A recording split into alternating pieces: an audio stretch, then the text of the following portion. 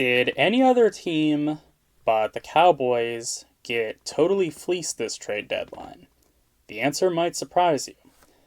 One team that made a really bad move, I wouldn't say getting fleeced, but a really bad move nonetheless, is the Bears, because Joe Tryon Shoyinka for a sixth seems like a very modest, reasonable move, where Dio Odeingbo, who had been playing terribly, you don't want to see him get hurt, but he had been atrocious and just a total monster overpay for Chicago, gets hurt, and Joe Tryon Shoyinka can step in and be probably about as bad, if not worse, because Tryon Shoyinka is more efficient at generating pressures on a per snap basis than Dio, but he remains 20th when you look at the Browns and Bears combined pressure generators. He cannot get on the field.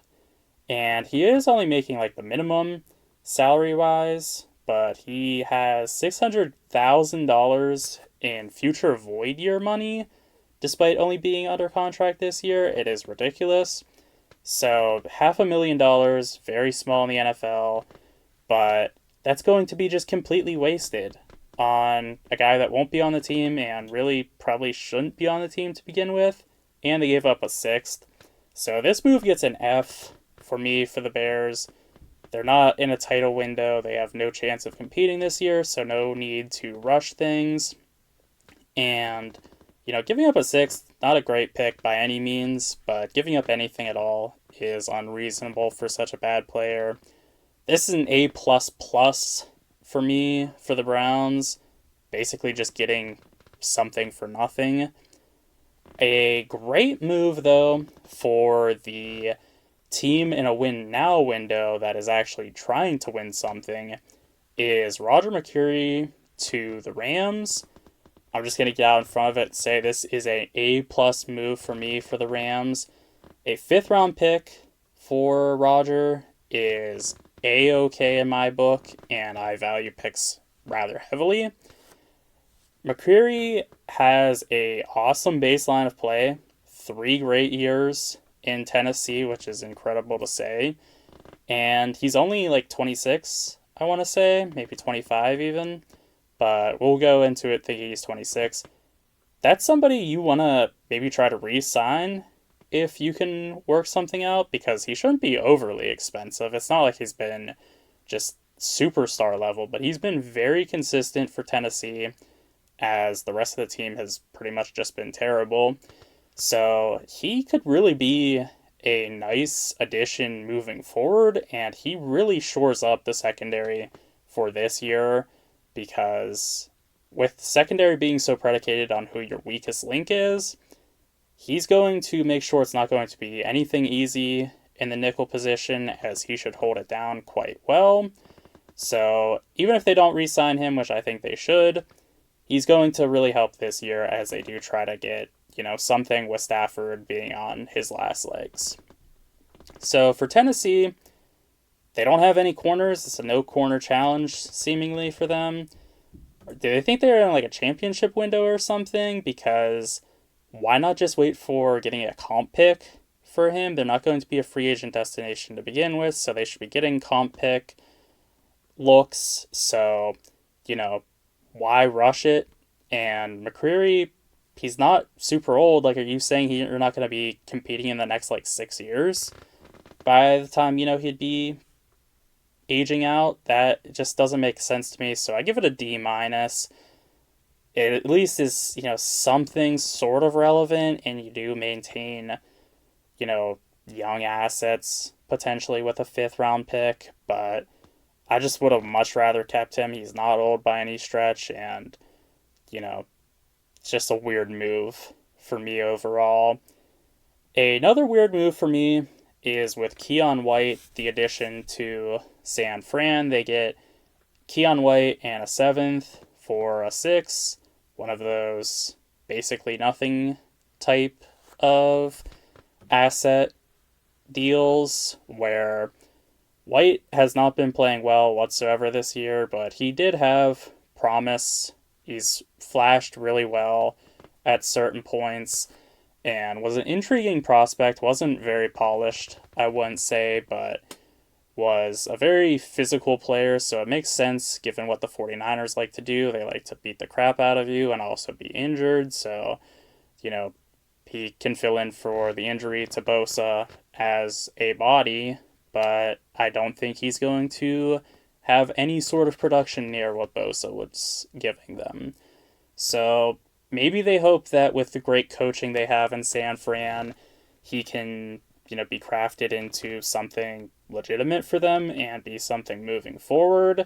It's a very low cost as far as assets are concerned, but I think it just puts them in a bad spot because he is going to need a contract and he shouldn't be expensive, but I don't really want to get locked into him because he hasn't shown a good baseline of play. And given that they traded anything for him, they're going to be a little bit more, at his mercy with contract things. So I think this is a bad move for San Fran. I don't think it's atrocious by any means because it is such a light haul, but I'm going to give it a C- for them. They're not competing this year, unfortunately. Injuries just are so real for them that it's really unreasonable to expect everything to come together, and that's basically what would need to happen with Warner and Bosa being out for the entire season. So I don't think there's any need to rush into things like they did here with White. As for the Patriots, they get off of the team's number 10 pressure generator, so great stuff there. They don't really get anything, of value for doing it, but they get off the money. They don't have to, let him go for nothing. Maybe they can trade, that pick for something as it has a little bit more value than just, the 7th they initially had. So Kyle Duggar, another Patriot move for the Steelers. They get Kyle Duggar and a future 7th for a 6th, another one of those kind of nothing deals. And the real thing here, though, is that Duggar is making like $10 million, which is absurd. He is not good at this point. He has been good in the past, I will say that, but we're talking like 2+ years now since he's last been good. And he's not really old. He entered the league pretty old, but it doesn't really make sense why he struggled as much. I understand the Steelers are saying that too, probably as the reason they should do this, in addition to not really giving up anything. But to me, it just kind of reeks of desperation. The highest paid defense by $30 million just seemingly wasn't washed enough because the defense has been terrible, and I don't think Duggar does anything to change that. It just, they're the misfit toys island at this point where the Patriots say, Jabril Peppers, he's a terrible guy and not worth the headache. Let's get rid of him. Steelers say, yeah, sign me up. And then they say Duggar hasn't been good for a while. Steelers say, yeah, let's try him out too. So it's not anything asset-wise, but I'm still giving it an F. The Steelers are not going to compete this year, despite the AFC being very weak. They just don't have the talent at either side of the ball, despite their defense, again, being so incredibly overpaid.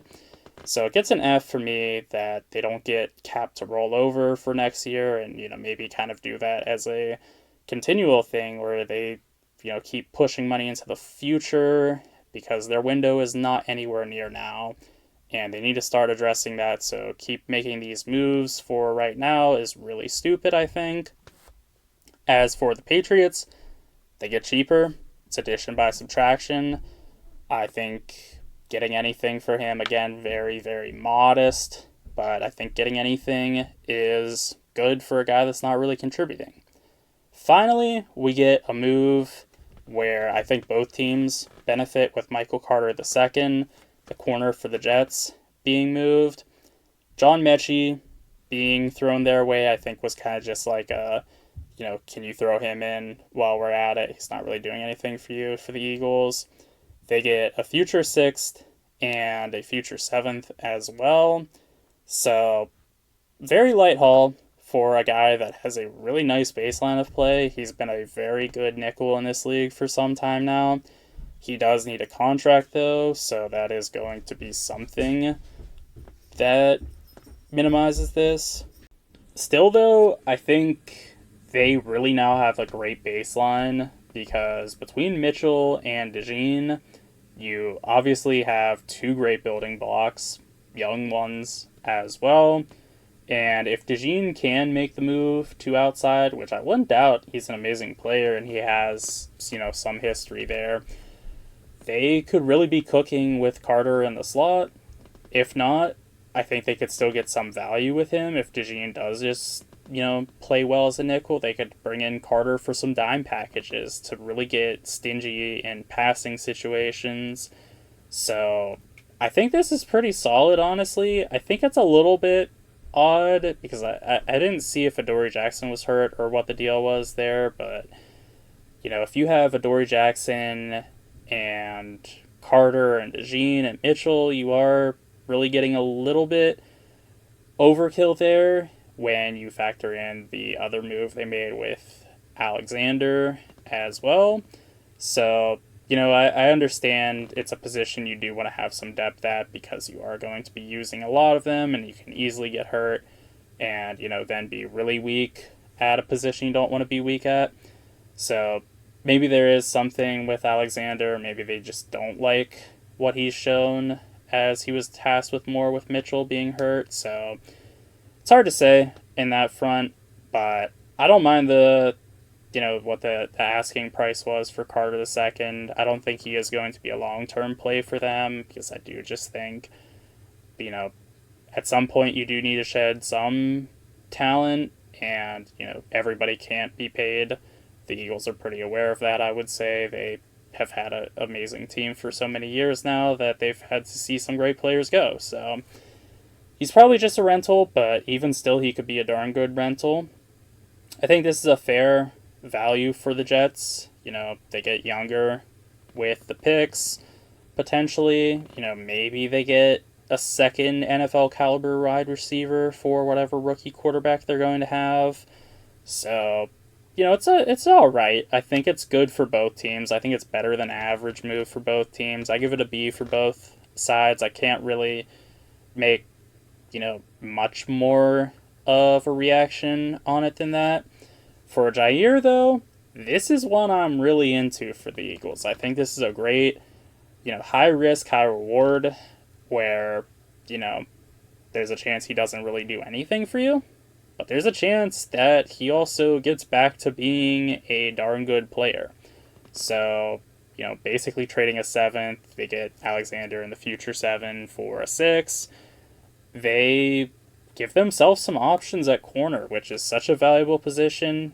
It's a weak link position again, where, if you have one bad guy, it might make DeJean and Mitchell look, useless because it's just going to be going all the targets to the other guy.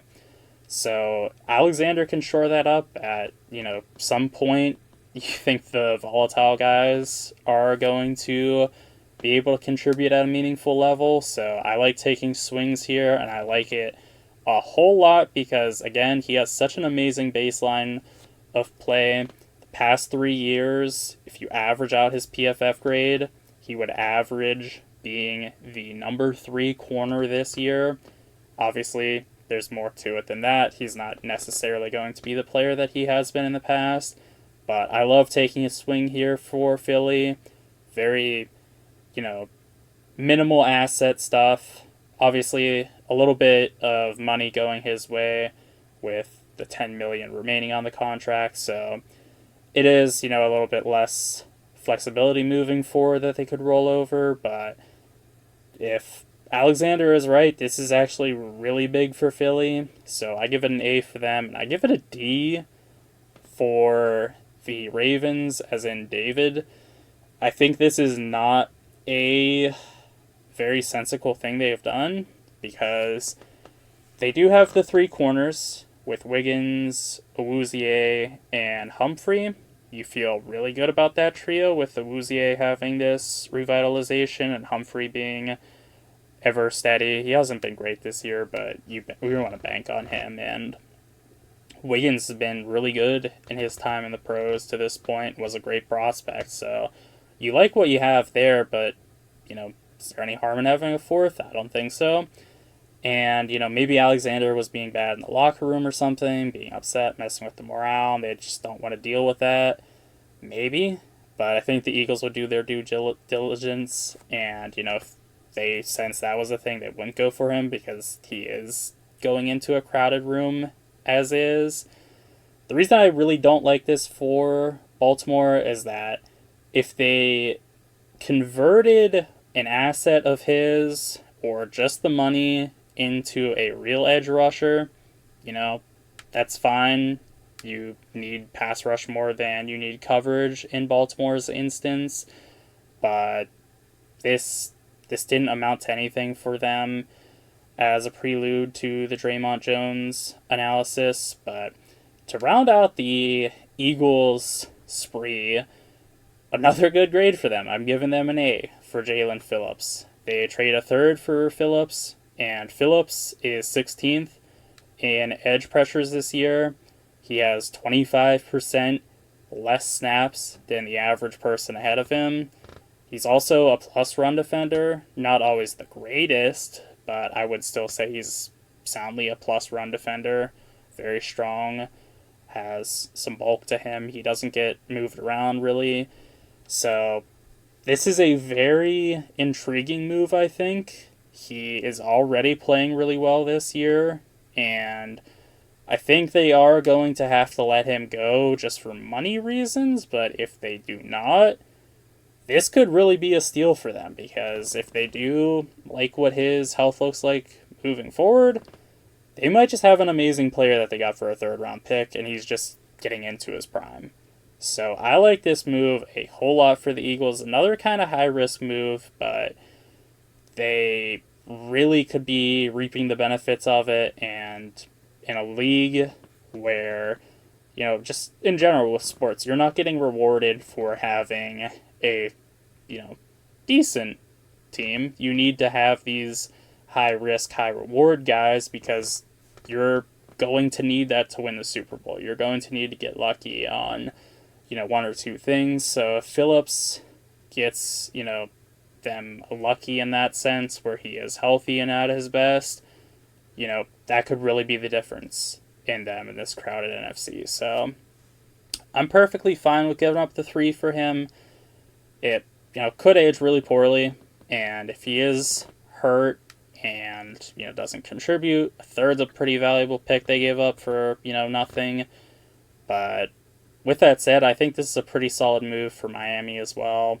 Helps them tank. They can, trade the pick for a future pick and get more assets that way, as opposed to waiting on the comp pick. So there is actually some stuff here. I mean, if not, just getting a third is solid as well. So I think that's good. I think it's also just kind of nice, get him to a contender. He's been a great player for them. I know he's still young, but, get him to a better situation. He does deserve to be on a team that can compete. He's an amazing player. So I like that in that sense, and they don't have to be committed to him with, their timeline looking like it's pretty far away. So with the team that doesn't have a timeline far away, though, with the Ravens, this Draymond Jones move I don't like. I think it's like a C- for them. Jones for a 5th that could be a 4th. Not an outrageous amount by any stretch, but just not a great player at all. And I think he's a little bit of a tweener, where, yes, he has been playing edge lately, but not really at a high level for, I think, like a year and a half now at edge, just pretty much exclusively. But I do think he does pretty nice work as an interior rusher, because he is, again, a tweener in that sense. He's kind of light for DT, kind of heavy for an edge. So, he's a little bit weird in that sense, and the Ravens don't need any help on the interior. It's just the edge rush, really. So I think he's going to be limited in that sense. And, someone like Baron Browning, Bradley Chubb, even Tennessee's own Jahad Ward, I think would have been better options for them, more actual pass rush and less of, they can do a little bit of this, a little bit of that.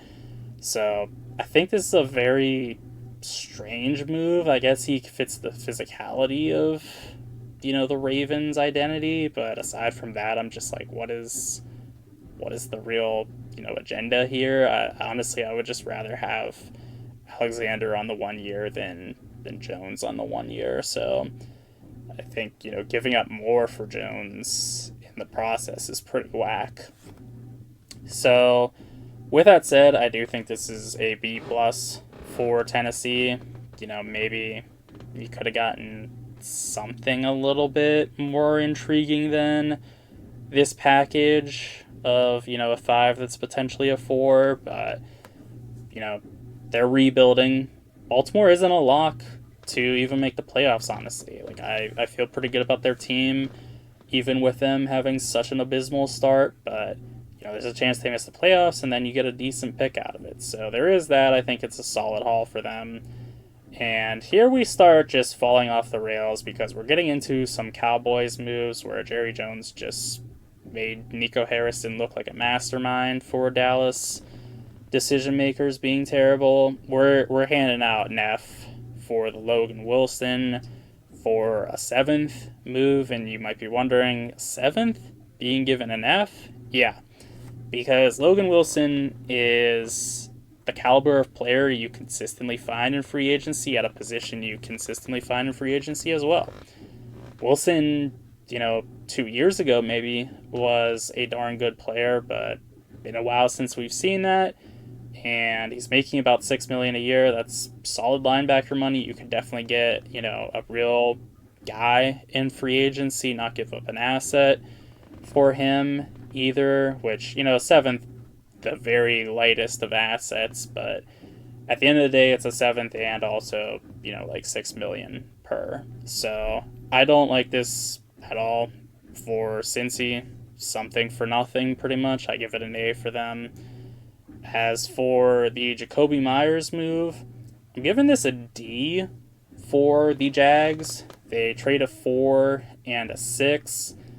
This is kind of a wasted year for the Jaguars. They're not going to do anything in the playoffs, even a weak AFC again.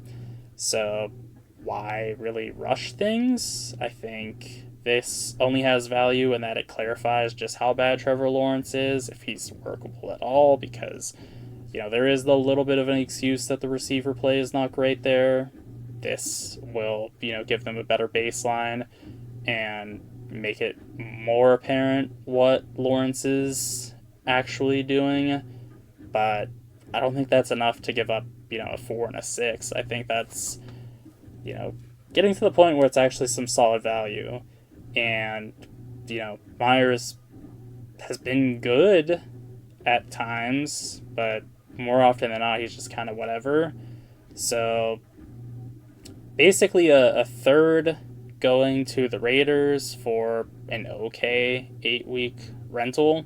I think that's an A plus for the Raiders, surprisingly, them doing the right thing for once.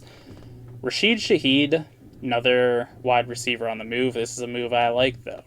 It's a move by a good team, so that kind of makes a difference. And Shaheed is also, I think, better than Myers. So Shaheed for the 4 and a 5 is a lot more, tolerable for me. I think Shaheed is just what the doctor ordered for Seattle, between Cooper Kupp being not a deep threat whatsoever, really, and the guy I'm drawing a blank on that had a really good game this past week, or maybe it was 2 weeks ago, but Horton, I think, is something Horton. I think it's Torrey Horton, but I'm confused now if I'm confusing him with Torrey Holt is all. But either way, he does have the amazing ADOT. He can get deep downfield, but he's not really efficient. So kind of a little bit of a tweener in that sense, in a good way, though, where Shaheed is producing at about Kupp's level. So that's, number 2 type of stuff for them. Obviously, JSN is good enough right now to be a 1 and a 2 somehow, but, you do want to have some other stuff to go around him, and, Shaheed could be just that. He is going to get deep downfield. The only thing I'm a little bit worried about is his yards per route run and ADOT are that's average depth of target for those unaware who aren't just super nerds like me. They're down 15% and 39% respectively. That's really worrying in the sense of a guy that will do a lot of his work deep downfield, to see it be down that much. But at the end of the day, even with him being, not as good as he has been in the past this year, I still think he's really good player to add specifically for Seattle, given what they need, where, with them being in heavy packages a lot, he can mix things up. You want the run blocking of Kupp in those situations, of course, for when you do actually run in heavy, but Shaheed could take the top off when, teams get in the box a bit, or if they do want to focus a little bit too much on JSN, which is arguable if you even can right now. He is just on a different planet. So I give it a B for Seattle. I think there's a little bit of doubt with them, but I think it's pretty solid, asset management for them and a very good player. So a very good fit, I should say, and a solid player. So the thing for the Saints is the timeline. They are away from competing. So getting younger and getting some solid assets, 4 and a 5, you could definitely do worse than that. For a guy you probably weren't bringing back is decent, but I kind of question maybe not wanting to bring him back, because even with his numbers being down this year, you, at the end of the day, have 2 young quarterbacks in the fold right now and might be adding one, in the off season. So why not give them some wiggle room to be evaluated? I think it's a little bit odd, but I still like the assets they got. I think it's something solid. So I give it a B. I think it's, fine move. I just don't love it to the point of giving it an A. So something that I do love enough to give an A, and I'm even giving an A plus to, just to really drive home how insane this is Quinnen Williams to the Cowboys. The A++ is going to the Jets, not the Cowboys, believe it or not. The Cowboys getting an F. Second F of the video for them. A second, a future first, and Mozzie Smith. Mozzie Smith been really bad. I want to stress, again, really bad in the NFL. But, even though they overdrafted him, he shouldn't have been a first. He was solid second round prospect, so there was something there at one point. To just, get off of him entirely, I'm like, not really contributing now for the Cowboys by any stretch, but still something of an asset, not just something you just totally dish for nothing. So that, and the fact that the Parsons deal is less of a haul, seemingly, than Quinnen Williams, despite Parsons being just miles and miles ahead of Williams, and also having a half a year head start because Parsons gets traded at the start of the season, not at the trade deadline. So this is insane. The fact that it's Dallas's pick is just insulting, I think. They give up the better pick than Green Bay's pick. I'm much more willing to bet on Green Bay having better success moving forward than the Cowboys will.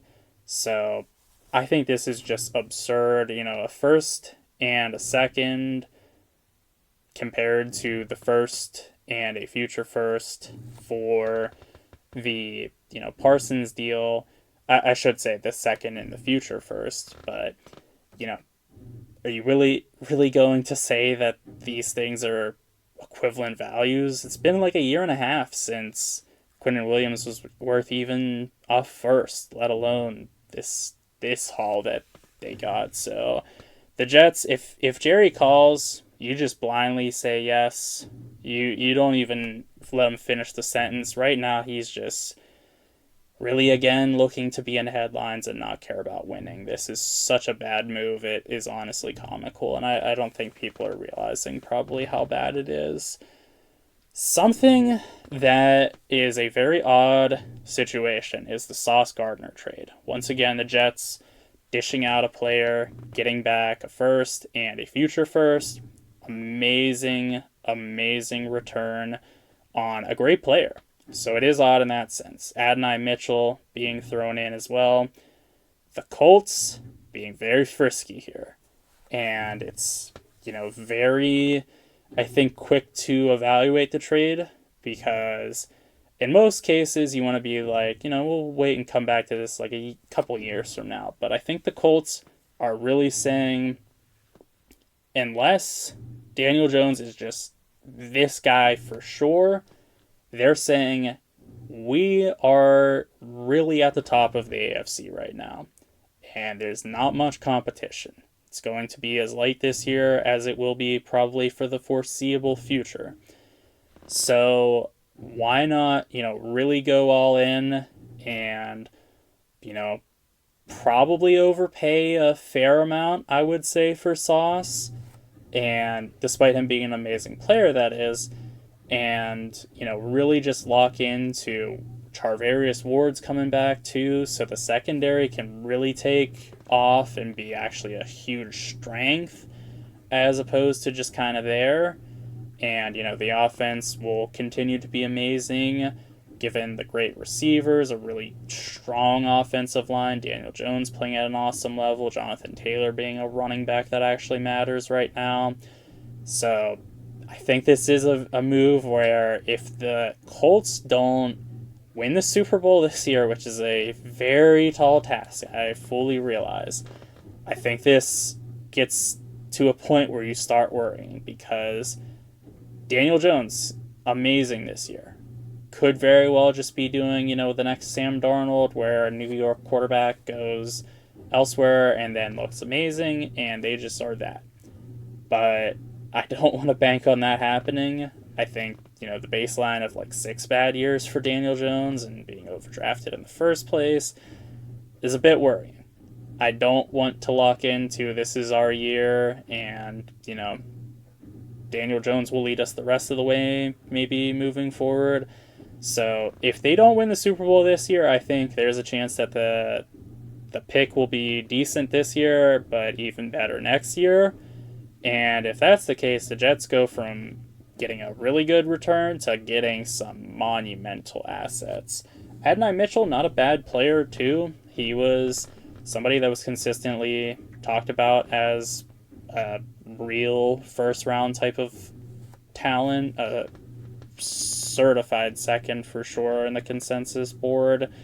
So I think he went in the second. I get him and Troy Franklin confused from the same draft with the similar skill sets, but pretty sure Mitchell went in the second. So either way, he was expected to go there. So it's not like even if he did fall a little bit more and it was Franklin actually that went higher or what have you, it's not a, nothing addition to the move. So I love this for the Jets. I don't love it to the extent of Williams, who is a worse player getting you something really comparable, but I love it enough to give it an A+ for the Jets. And even though I was a little bit, worried for the Colts, I'm giving it a B. I don't think in any way it's unreasonable for them to do this. I do think there is the very real chance they come out of the AFC and he could be the reason why. Not, the sole reason, but if they do, get matched up against the Chiefs, say, and Sauce just puts Rice or Worthy totally in the blender and, makes Mahomes have another meltdown in the playoffs like he did against the Bucs, against the Eagles, so on.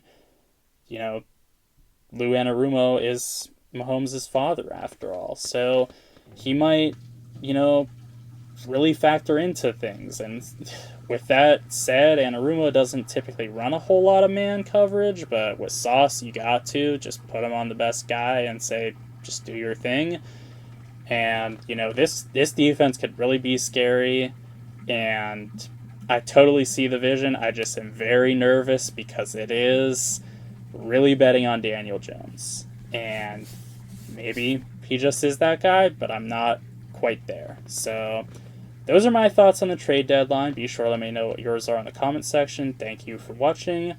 And also be sure to be kind to yourself, treat yourself like a friend,